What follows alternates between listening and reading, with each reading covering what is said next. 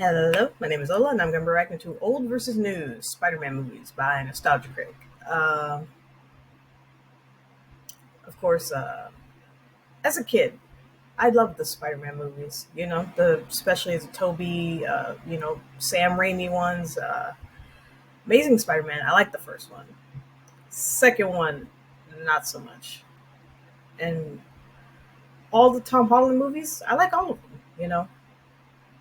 But I would have to say that honestly, I think I would have to say the first one is my least favorite of the Tom Holland movies. Uh, I don't know. I don't know. Just something about it. I don't know. Like, it's, I don't know. I really can't explain it. I don't know. But, of course, I mean, if you like the movie, I mean, that's okay. I mean, I can still watch it. I mean, it's not like I'm gonna be like, oh, like I can't watch this movie. Oh, it's so bad. Like, no, like it's still good. But I don't know, just something about it. I don't know. But anyway, yeah, let's see what Nostalgia Critic thinks. And if you want to like, comment, subscribe to my channel, you can. If you don't want to, that's fine too. Here we go.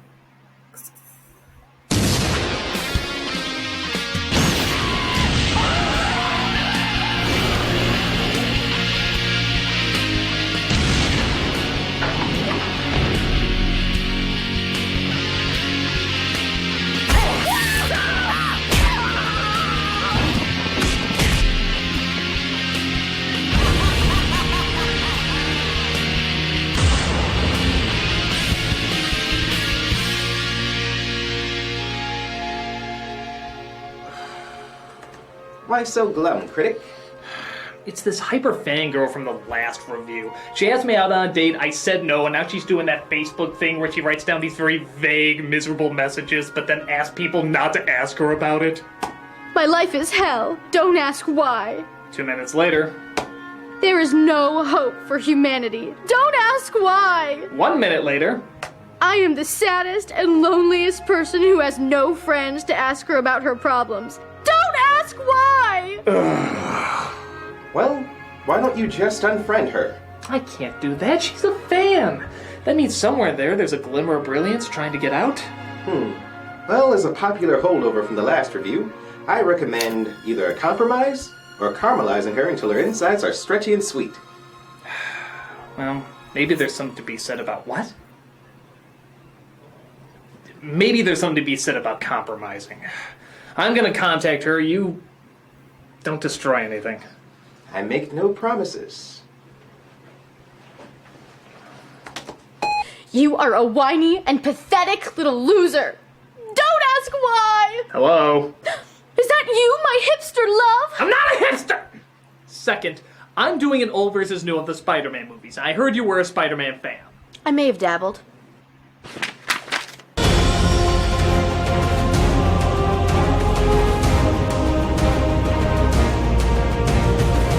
Both movie series were a huge hit, bringing in a brand new audience to enjoy the web-slinging Spider-Man himself. But as you would expect, audiences seem to be very split on which series is actually the better Spider-Man series. Which one had the better story, which one had the better action, which one had the better villains, and of course, which one had the better Spider-Man. I would invite you along to be a part of it, but we all know the new Spider-Man films are better, so I guess there's no purpose to... Whoa, wait a minute. The new ones aren't better. The old ones blow the new ones out of the water. Oh, come on, with Thierry Maguire? Oh, I'm sorry. He did overstay his welcome, like that whopping 2 minutes of the Rhino. Maybe there is a bit to talk about with these Spider-Man movies. What do you say we go over it together as friends? And no getting super obsessed over anything, got it? Like you need to ask. Well, no use in delaying the battle. This is fan versus fan in the newly restored Old versus New.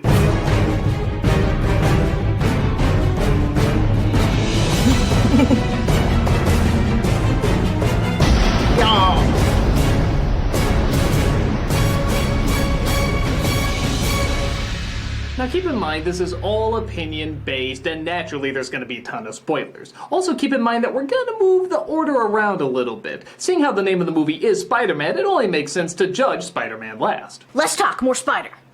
With that said, let's take a look at story first. Yeah.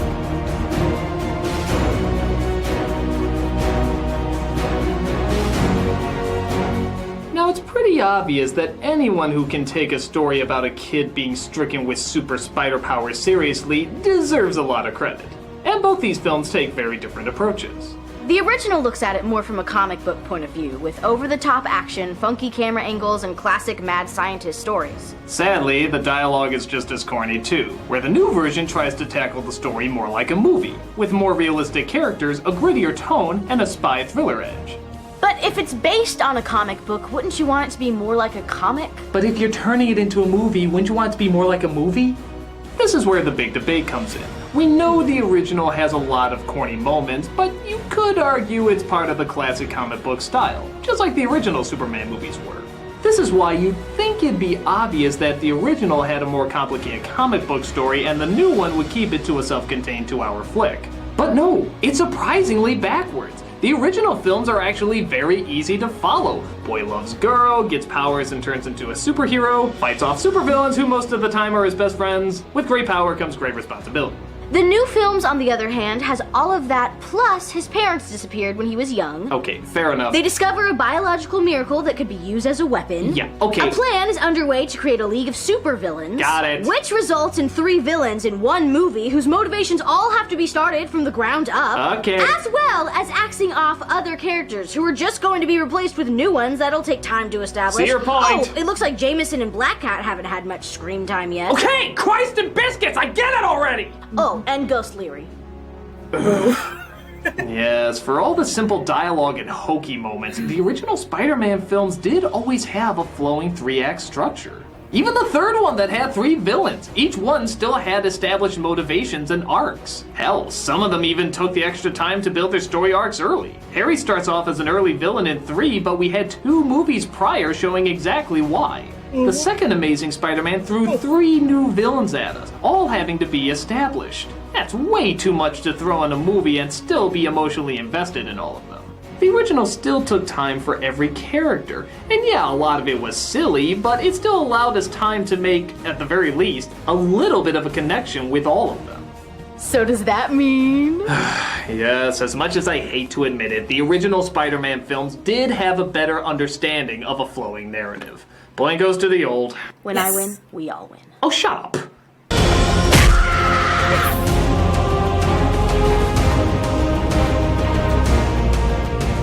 But what good is story in an action movie? To the Transformers films, nothing. This is best action.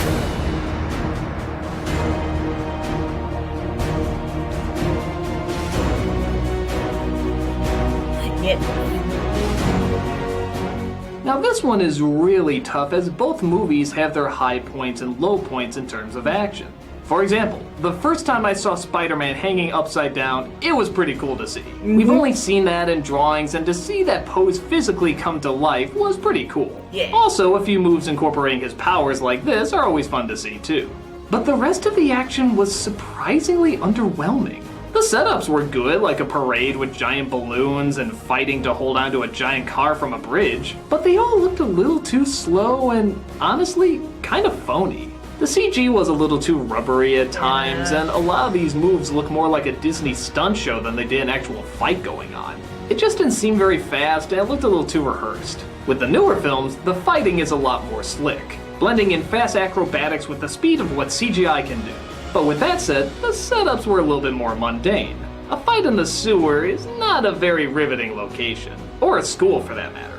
I mean, okay, cars hanging off of a bridge is pretty neat, but didn't we already do saving cars from a bridge already? Wait, are you dismissing the incredible train chase in Spider-Man 2? No, I was just getting to that. Oh, good. I thought I was gonna have to caramelize your insides until they're stretchy and sweet. You know, I don't like how that's becoming a thing. The train sequence is where things got really good with the older movies. Yeah, it's obviously CG, but the creativity and the speed and the way each moment built on top of one another, it's just a jolt. I felt like I needed a nap after seeing that scene. Even in Spider-Man 3, the fight sequences incorporated the CG with the actors much better.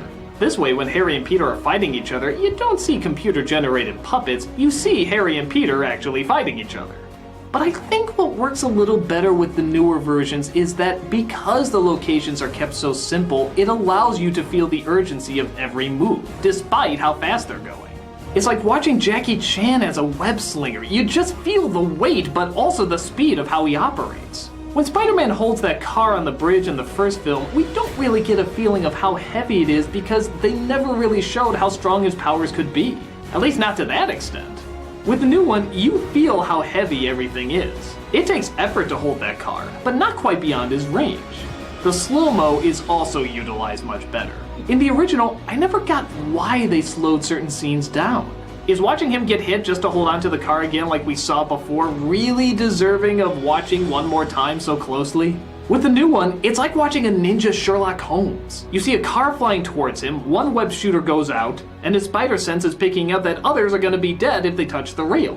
This needs to be slowed down because we need to see in a split second not only what the problem is, but how he's going to get out of it, making his recovery from it all the more impressive. I guess I just saw more of the effort and the technique with the new Spider-Man movies. Not that there was none with the original, but it's kind of like Indiana Jones. You constantly feel the sweat and tears going into all his moves. Where half the original just kind of looks like a Power Rangers episode. And on top of that, when this Spider-Man is swinging around, you really feel like you're swinging around with him. Oh god. The original just kept it at a medium shot, always like you're watching a video game version.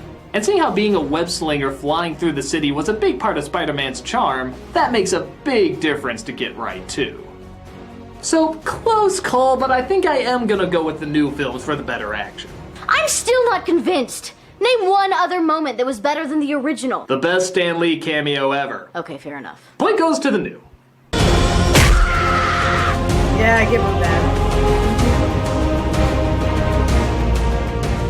But action is only deserving if it's going to a good purpose. Is there anything more evil than comic book villains? Actual murderers? And you made it weird. This is best villains. You asked.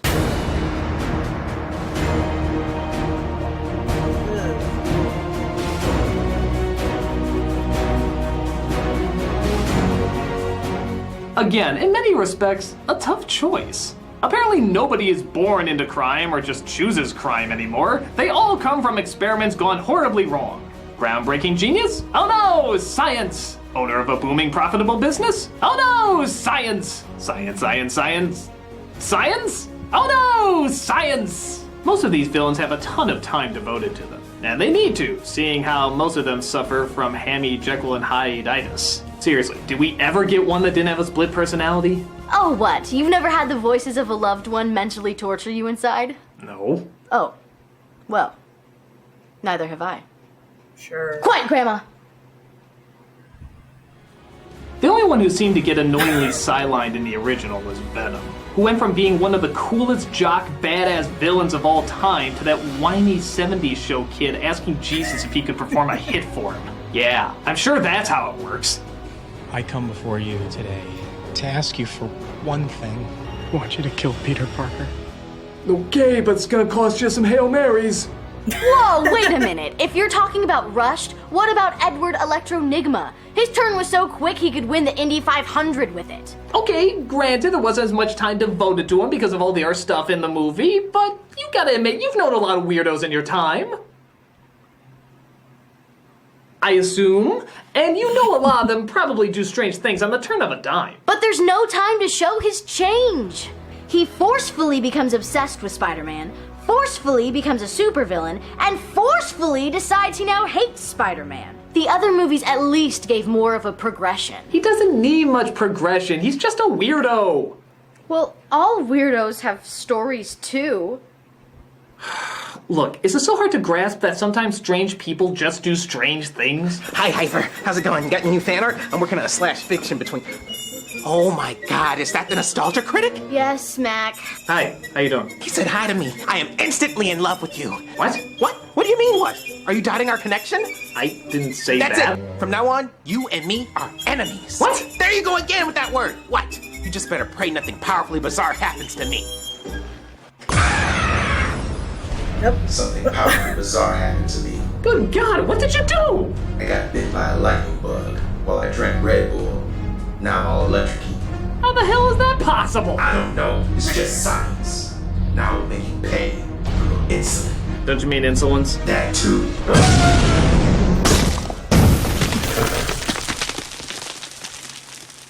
Well, I don't know about you, but that made a bunch of sense to me. Point taken.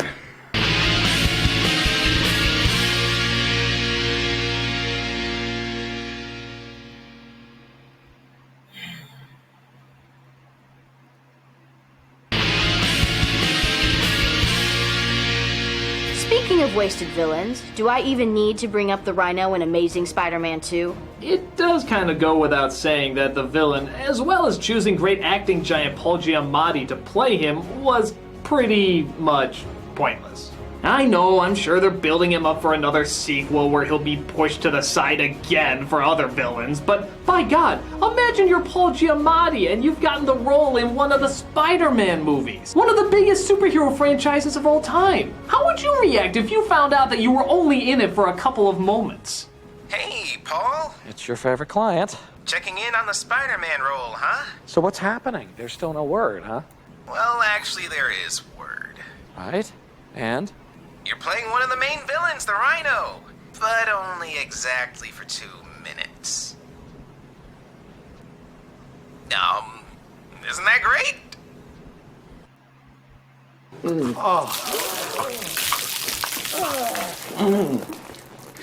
How's that? But come on, the Lizard's got a lot of sympathy and attention, and Harry Osborn's relationship with Peter was certainly given a good amount of time. And both of them played their roles much more seriously than the goofiness of Defoe, Molina, and so on. All of the villains from the original were completely over the top. Alright, if you can answer this one question correctly, I'll admit defeat. Okay, shoot. What is one line of dialogue any of the villains have in the new movies? Ha! Easy.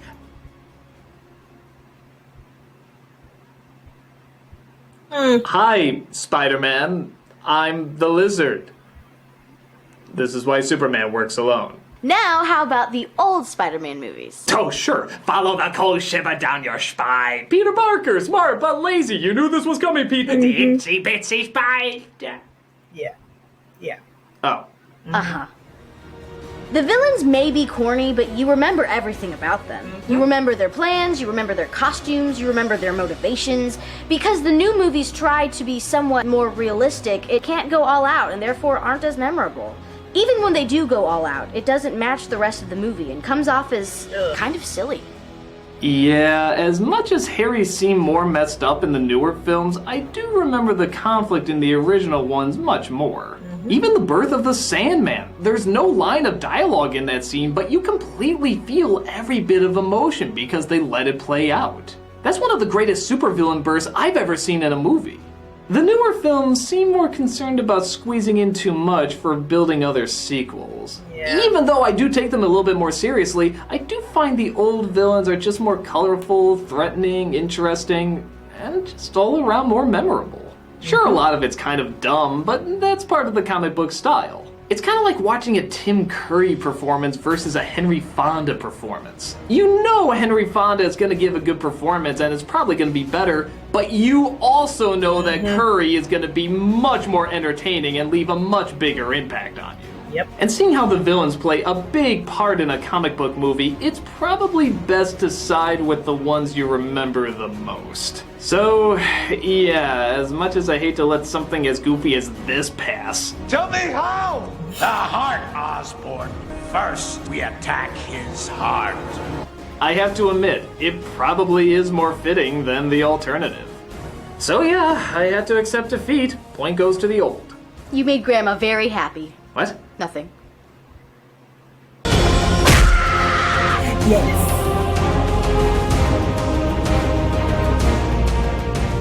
But every story needs a little bit of love. Ooh! Can I do the lead-in for this one? No. But I have the perfect love sonnet. You said we would just do this as friends. I promise it has nothing to do with anything. Then why are you even saying it? Please! All right, go ahead. Revenge Damn it!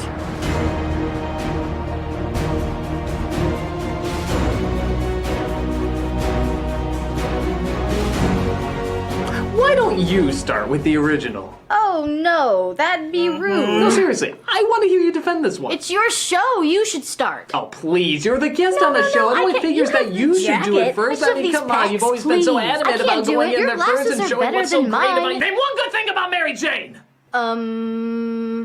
She has pretty hair? Mary Jane sucks! Okay, yeah, she kinda does.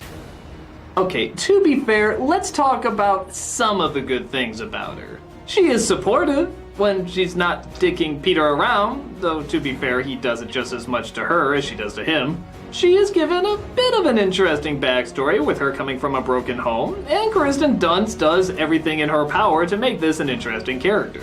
But aside from that, she is a tool. She is something for Peter Parker to chase. She's someone for him to save, someone to always be concerned about, someone to look at him in awe, someone to always give him pity. In short, she's only there to make Spider-Man look good.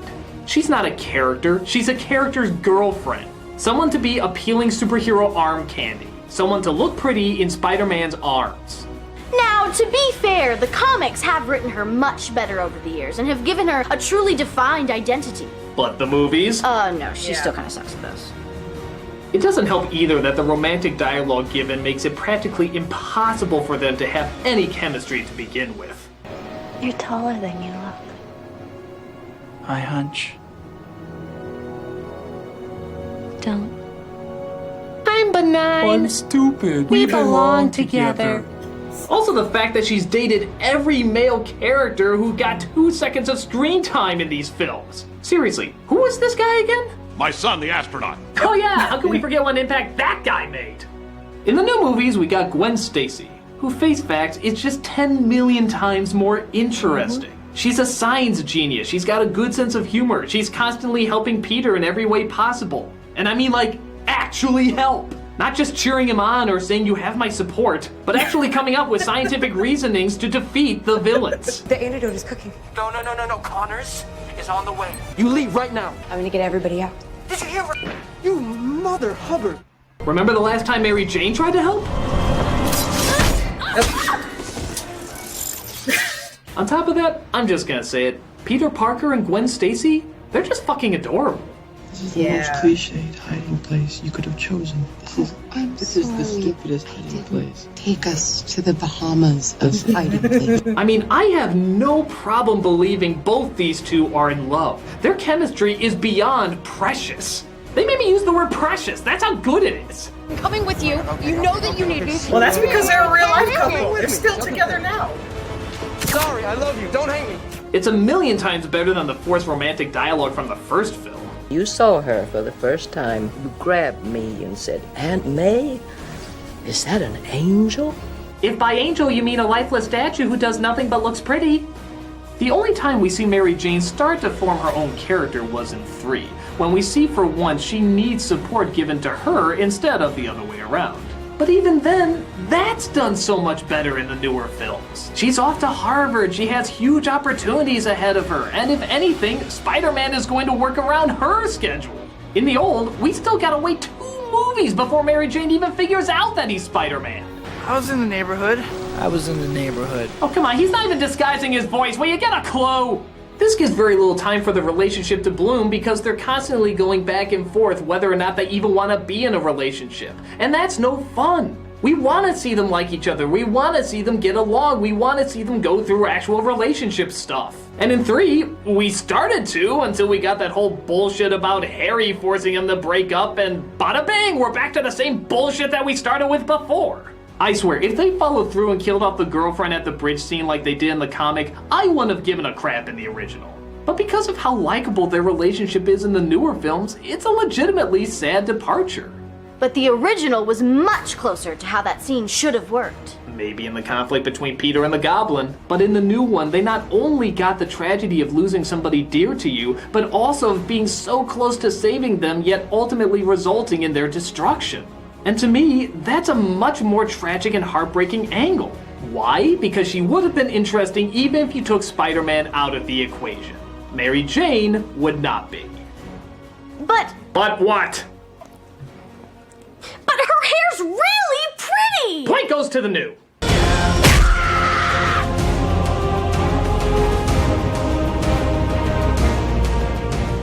It's all tied up and it comes down to the big one. Let's wrap up old versus new Spider-Man with Best Spider-Man.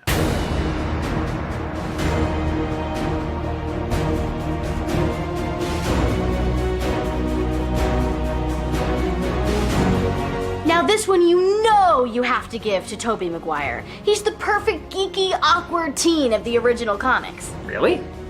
Because I thought Andrew Garfield captured the confident, joking, smart-ass superhero of the original comic. So maybe neither of these captured Spider-Man completely. Peter did start off as a weak nerd who would suddenly turn into the city's greatest hero. But after he turned, he became a cocky smart aleck spewing one-liners left and right. So somewhere in between these two, there's a perfect Spider-Man representation trying to get out. Do you lean more towards the sympathetic loser, or more with the triumphant badass? Now, to both their credit, each one has dabbled in the other persona. Maguire certainly has a few badass moments, and Garfield definitely has his socially awkward moments. Both have their disadvantages too. Maguire, for example, is given way too many crying scenes and way too many moments of him being a doofus. Wait, are you against males crying in movies? No, I'm not against males crying in a movie, but good God, he does it at fucking anything! Hell, he cries more than Sally Field does, and that's the queen of criers! Well, it's not like Garfield doesn't repeat a ton of cliches. No, that's true too. Garfield's cockiness at times can get a little grating. I always wondered how many lives were constantly put in danger because he was too busy making jokes to the Rhino rather than stopping him from running cars over with his truck. But the big turning point for me is that despite them both capturing how hectic and stressful it can be doing what they're doing, Garfield is evolving into more of a man. Maguire isn't. Every time he takes one step forward, it seems like Maguire is taking 2 steps back. Between being Spider-Man, not Spider-Man, being with Mary Jane, not being with Mary Jane, being emotionally in control, letting his emotions make all its choices, and of course just this. Yeah. God, I never felt he came all that far by the end of the series. Garfield, though making similar mistakes, seems to learn more and more about the responsibilities of being a hero, and tries constantly to put them into practice. From talking a guy out of a bad situation to trying to be there for his supportive aunt, he does it all without whining and without complaining. At least, after he's Spider-Man. Both are allowed breathing room beforehand. But yeah, how many times have we heard Maguire bitch about something? There's a sense that Garfield will always confront a problem and try to figure it out, where Maguire seems constantly lost and having no idea which direction to turn. Garfield will just take any direction and somehow translate it into moving forward, making the best out of any situation. If he sees an opportunity for something to help someone or make himself better, he'll take it. It's not always the right choice, but at least he's committing to something. On top of that, Maguire is so quiet and so awkward, it's kind of hard to imagine him running around in an outfit like that. This guy is so eccentric, so energized, and just a show-off that you can completely see him running around in a silly getup like this. He's kind of like a mad genius who's thinking of ideas a mile a minute and creating them even faster than he can mentally process them. Of course he'd do something this insane. It's like if Steve Jobs was a superhero or something. Ooh, I think I have fan art of that. I'll trust you. The only time he quits being Spider-Man is after Gwen's passing. And fair enough, anyone would be thrown off after something like that. With Maguire, it's just the stress of the job. And don't get me wrong, I can identify with that, but by comparison, you starting to see my point here? One quits being Spider-Man because his girlfriend died, the other one did it because it was just hard. Which one do you think is going the extra mile? Which one would you rather be? Which one would you look more up to? Which one would you put the most faith in saving the day? Which one would you grow up reading a comic book saying, yeah, I want to be like this person when I grow up?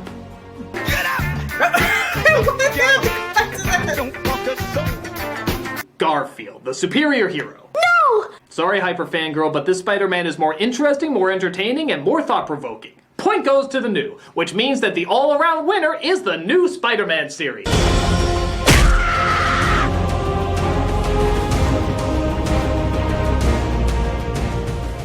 No! How can you possibly like the new better than the old? Well, honestly, looking back at them again and in light of your commentary, it was actually much closer than I thought. Really? I used to think the newer films blew the original out of the water. But the more I look them over, the more I realize they both have a lot of advantages and disadvantages. Neither one of them are perfect representations of the Spider-Man stories, but they both come in their own unique way to some interesting interpretations. Some are for the best, some are for the worst. What I realize now about both of them is that they both tried their best to stay faithful to the material, but also tried to do things a little different while also being self-contained movies. It's hard to take an idea as silly as this and make it sell to a movie-going audience. But sure enough, we have two movie series that seem to have done just that. And both, in their own way, hit their own personal bullseyes. So, thanks again, Hyper Fangirl. You actually did open my eyes up to a few things, and I'm glad we could do this as mature friends. Oh, yeah.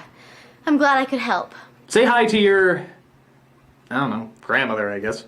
Oh, I don't know what you mean. Yeah, whatever.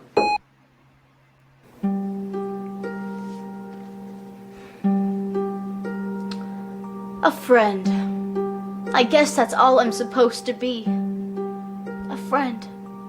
Now you listen here, Missy. No grandchild of mine is gonna give up that easily.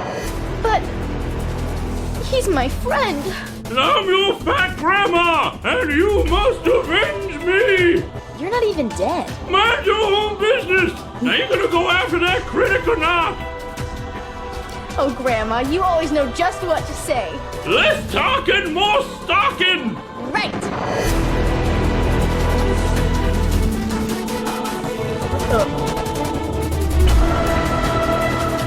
The heart, honey child. First you start with the heart.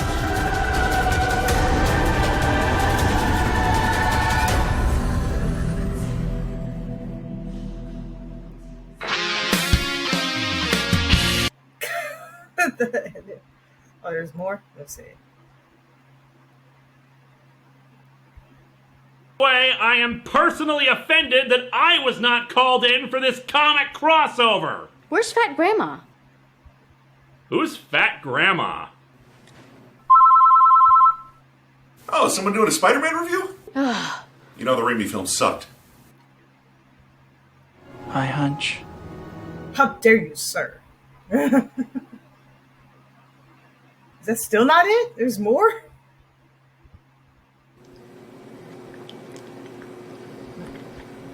Guess what I got?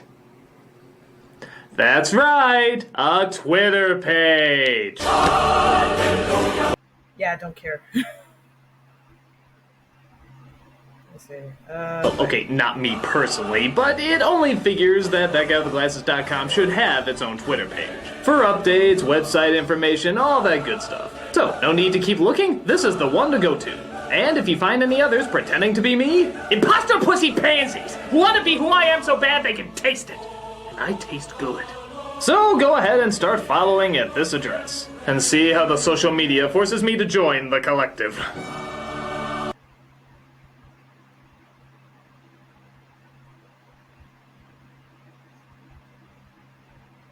Yeah, I have no idea what he said.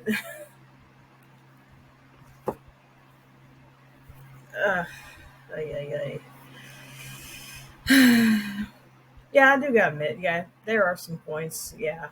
Like, there are some things that are better in the new one, there's some things that are better in the old one. But, you know, I see nothing wrong with liking both, you know? You don't have to be like, oh, I only watch the old Spider-Man movies. The rest of the movies suck. Like, or like, oh, I just watched the new movies and the old one sucks. You know, you can like both. There's nothing wrong with that, you know? Like I said, I like the Raimi movies. I like the new, I like the Amazing Spider-Man movies. And the brand new ones with Tom Holland. Yeah, I appreciate those. I like those. But for some reason, I kind of don't like the first one. I don't know why.